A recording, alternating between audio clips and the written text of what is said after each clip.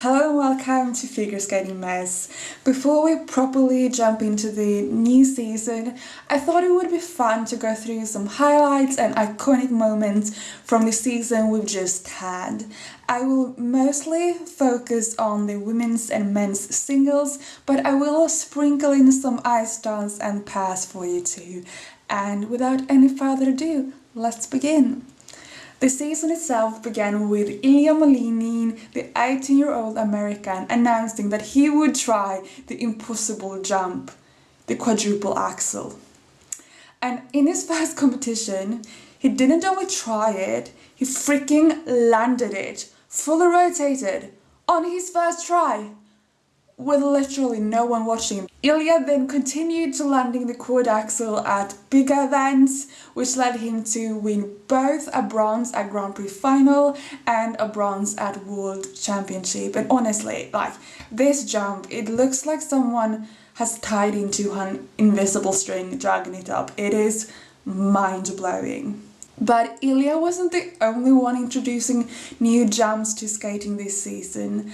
Another American by the name Sonia Hilmer came up with her own combination, a triple salchow, double salchow. Apparently, she had been injured for a period of time, and during that time, she was forced to learn to rotate the other way around. And she, creatively enough, made a completely new jump out of that, which I think is pretty cool. She even has a name for it. She calls it the Shilma.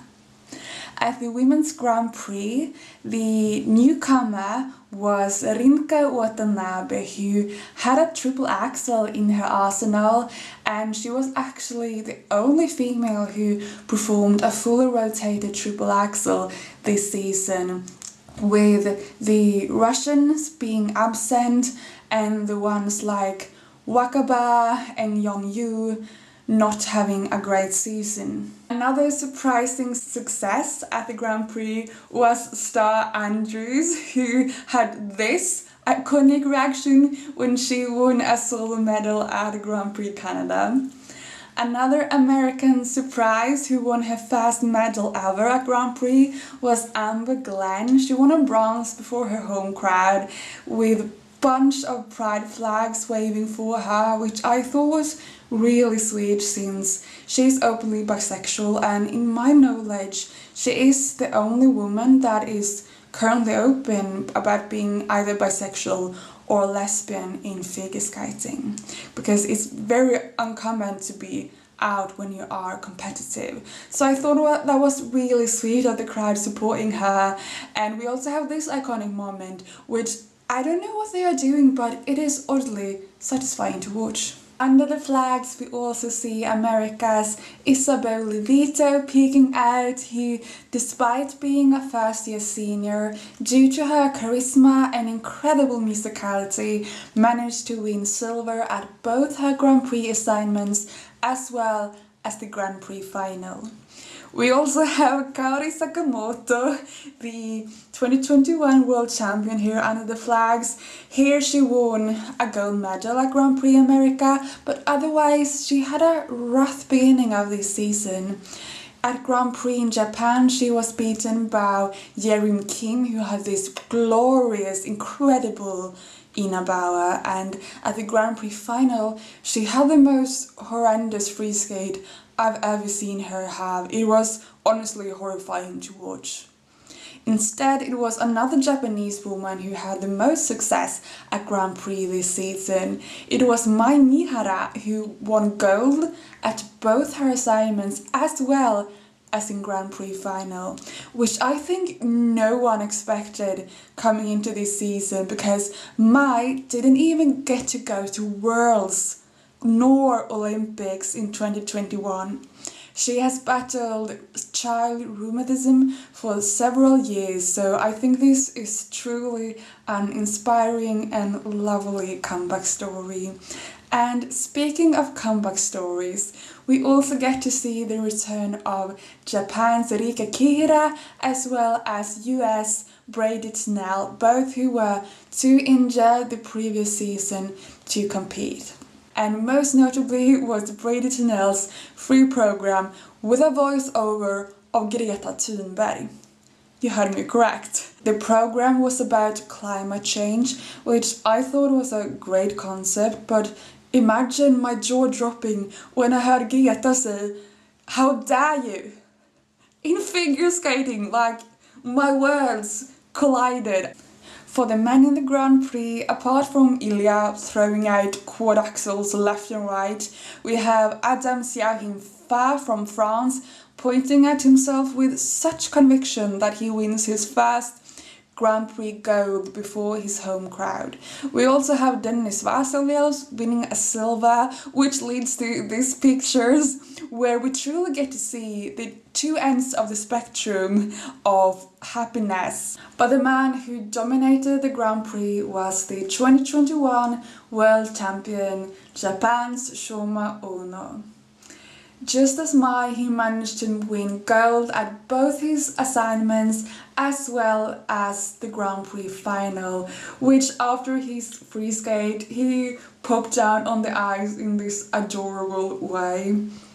Meanwhile, in Russia, they were having their own competitions since they were banned internationally due to the war in Ukraine. I made a separate video about the 2022 for the Russian women, so I will link that in the caption down below. You can check it out. I will also make another update video very soon after Russian test gates, so look out for that. But one thing Russia related that I didn't mention in that video was that the Italian skater Daniel Grassl switched to the infamous coach Etere Tutberidze mid-season, which was a shock to everyone in the skating community. Like, figure skating Twitter blew up because Etere, she is known for only being able to train girls, more specifically prepubescent girls that peak at 14, 15 or 16 years old. And Daniel is a grown-ass man. He's not the target trainee. This move also happened in the middle of a war, which made it even more shocking to people since Russia is banned from international sports, and this made him lose basically all of his fan base. He is going to a coach that has very likely made a minor take performance-enhancing drugs, which he is very much aware of because this became known during the freaking Olympics last year. And doping disgusts me to the core. It destroys sports. And Daniel, when asked about this, he said that he didn't think Etere had something to do with it, which leaves me only two options to believe. Either he's lying and he believes that she had something to do with it, and he goes there despite this, or even worse, because of this. Maybe he also wants a taste of the grandpa water. Or the second option is that he's actually telling the truth. He believes she had absolutely nothing to do with it, which makes him so incredibly naive that it's actually worrying. But let's leave Daniel behind for a moment and move on to Europeans. The 2023 European Championships took place in Espoo, Finland, and one of the greatest moments there had to be when the Finnish ice dance team managed to win a bronze medal before the home crowd. Everyone was in tears. It was a lovely moment to see. Otherwise, with Russia out of the picture, Italy was dominating the championships, winning both pairs, ice dance, as well as a silver in men's singles with Matteo Rizzo. The winner of the men's singles, though, was Adam Siahin-Fa, who once again pointed at himself like no other man is capable of. His teammate Kevin Amos, though, came in the horrible fourth place. He was inconsolable afterwards. The bronze medal went surprisingly enough to Lukas Brytski from Switzerland. And Switzerland also managed to take a surprise bronze at the women's singles, with Kimi Rebon having nerves of deal, performing back-to-back flawless performances at only 16 years old at her first European Championships. She completely broke down afterwards, crying happy tears, not believing what she just had accomplished. Someone who wasn't as happy was Luna Hendricks, who was the favourite for this competition, but she only managed to win silver. Instead, the gold went to the Georgian representative Anastasia Gubanova, who also broke down in tears afterwards, and who, by the way, had the best exhibition program this year. It was to Barbie, and I was all here for it. Matteo was playing Ken, and she has to bring this back with the Barbie movie just having been released. It's even more relevant now. A couple of weeks later, it was time for Four Continents, where the 17-year-old Kao Miura from Japan wins gold, cementing himself as a force to be reckoned with in the years to come. But the man who was probably the most pleased with his medal was the silver medalist Keegan Messing, who won his first medal at a big championship in his very last season at 31 years old. His free skate was something extraordinary. It was like an exhibition program with the way he connected with the audience, with the addition of triple axels and quad toes. And his smile at the step sequence after having landed all of the jumps, it was exhilarating. It was something out of this world. I've never seen such a competitive skate before. He got a wonderful standing ovation afterwards, with the crowd knowing that this was probably gonna be enough to get him his first medal at the big stage, and everyone wanting him to win a medal too, because this was his last season and he has given so much to the skating community with his unparalleled energy and excitement. His skating skills and flannels are truly gonna be missed.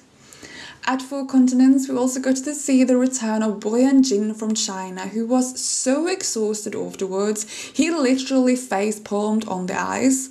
Honestly mood, but also a bit worrying, but he was okay afterwards, just very, very, very tired. In the women's event, with the top Japanese names absent, Korea dominated, with Ha-In-Lee winning her first big championship goal after having no success at all at Grand Prix, and her teammate Yerim Kim winning silver. But before we head on to the Senior Worlds, let's take a quick detour to the Junior Worlds, where 14-year-old Mao Shimoda from Japan had such an incredible free skate that it actually became the highest ranking free skate of the whole season, seniors included. The free skate featured both a triple axel and a quad toe, and she has amazing skating skills and ridiculously fast spins. Other junior who delivered triple axels were Japan's Ami Nakai and Hana Yoshida, as well as Korea's Yuji Kim and Georgia's Inga Gurgenidze. And we also got to see quad toes from USA's Mia Kaling. Also worth mentioning from the juniors circuit is the Czech ice dance team, Mrazgova and Mrazek, who took the world by storm, beating junior world records and having the deepest edges I've ever seen in juniors. They are so fast, and it's going to be really interesting to see how they are gonna do in seniors this season. And now we have come to the highlight of the season, Senior Worlds, which took place in Sapporo, Japan. And the Japanese crowd must have been very delighted with the competitions. They won gold in pairs with Miura and Kihira. Also worth mentioning in pairs is the Canadian team who came in fourth place, who features a 39-year-old woman, Diana Stellato. 39 years old, that is crazy! And she's still this competitive, finishing fourth at Worlds.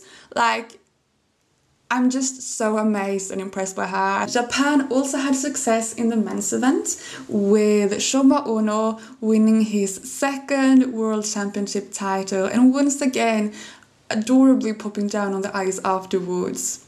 Junwon Cha from Korea finally had some success and won a silver medal, and Ilya Malinin performed his signature quad axel, which earned him a bronze.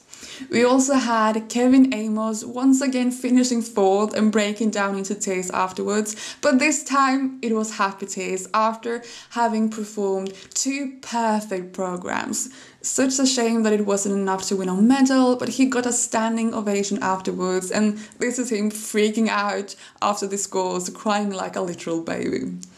At Worlds, we also got to see the official return of Jason Brown at the big stage. He also, of course, received a standing ovation from the crowd, crying, and he ended up in 5th place without any quads at all, which is really impressive. And also, a big shout out I want to give to the amazing Japanese crowd who are ready to pull out small flags from every country to support the skaters with great performances. I think that is really, really wonderful to see. In the women's singles, Kari Sakamoto came in with a lot of pressure on her shoulders, being the reigning world champion before her home crowd. And she had had quite an up and down season, but she delivered an outstanding short program, but then she stopped everyone's hearts with her single toe triple flip. I thought she had lost the gold. She thought that too. She was devastated, inconsolable afterwards, but all of those sad tears turned into happy tears when she realized her skate was actually enough to still win gold overall anyways. The silver medal went to Han Yi, who had 2 wonderfully clean skates, and the bronze went to Belgium's Luna Hendricks. Also worth mentioning is Germany's Nicole Schott, who came in 7th place, but she had the skate of her life in her free skate to Bohemian Rhapsody. She performed with every beat of that music, and I think it shows that she's a bit older. She is 26 and she can show such emotional maturity. I was completely enthralled by this program, and the crowd was too. They gave her a standing ovation, and of course there were the usual happy tears afterwards. It's a lot of crying in figure skating, it seems like. Then the season ended with World Team Trophy, this really fun team event where we got to see a bunch of weird costumes. We got to see Keegan Messing for the last time probably holding this ginormous Canadian flag. We got to see Kari Sakamoto in I don't know what on her head, and just a bunch of fun. USA won gold and South Korea, surprisingly enough, won silver, and Japan came in 3rd place. That was all of the highlights I can think of from this season. Please write in the comments down below if you think I missed something, and also write your personal favorite moments from the season. Mine has to be Keegan Messing winning that silver medal at 4 continents, and that free skate, that was something truly out of this world. I'm so happy for him. And I also loved, of course, to see Ilya Malinin's quad axel. That's such an unbelievable jump. And until you see me next time, take care of each other. Bye!